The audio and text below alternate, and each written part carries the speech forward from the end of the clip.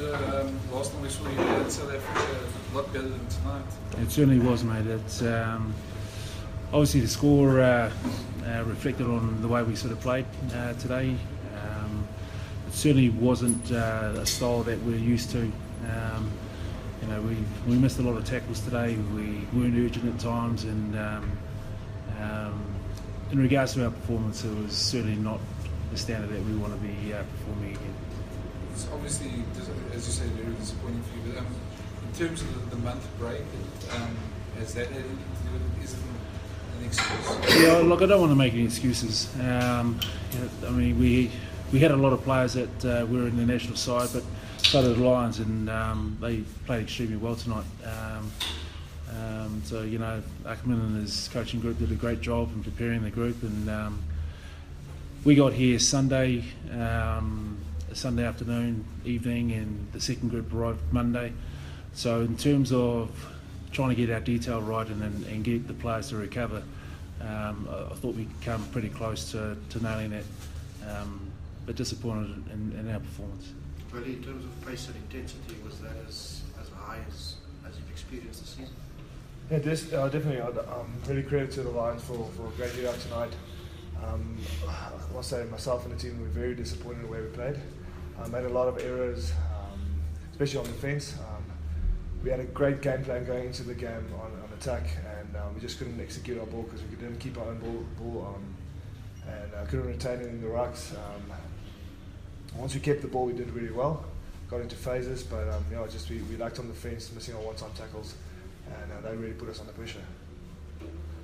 But then just on terms of bigger picture competition, there's obviously, as you say, is disappointment again. But in terms of that, the difference where you guys are at this time of the season against a side that's obviously hitting its straps, one of the top sides in the competition, it's because tonight showed us quite a difference. Yeah, the Lions played extremely well.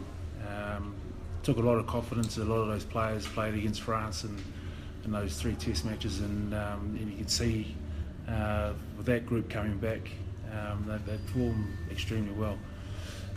No excuses in terms of how we performed. We were very disappointing in a lot of the facets. Set piece, traditionally in our past games we've been very solid. That wasn't the case tonight. Line out again. The Lions put us under pressure. It's the reality is our performance tonight wasn't good enough. Judging on a performance like this, many people will say, does the Sunwolves belong in Super Rugby? So what would your response be to that? My response would be is that that's a fair comment, but also the reality is that a lot of these super teams have been involved in Super Rugby for 22 years. Yes, this is our second season, and we understand that we need to be better in a competition as good as us. So if we look back in performances, and we can compete with really good teams, we've just got to be consistent in putting those performances forward, and the public saying they should be here, and that's what we need to be good at. Any more questions? One more. Filo, doesn't get any easier for you guys having the Stormers in Cape Town next week. How to get the players motivated for the next game?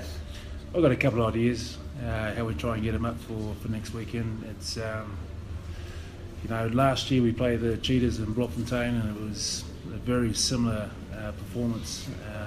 That wasn't great that evening, and I think coaches and players that we need to look in the mirror and be really honest in our performance and how we can get better. There's no hiding behind the disappointment. We can either go one way or the other, and I'm preferring that to take the latter of being positive and trying to get better. And for you, Willie, it must have brought back some good memories facing your former team. Yeah, I think I had a good few years with the Lions. I'll always be grateful for the chance they gave me to start playing professional rugby. at that time, we were all a big family, and seeing sorry, guys like Kevin de Klerk and all them, it's really bringing back good memories.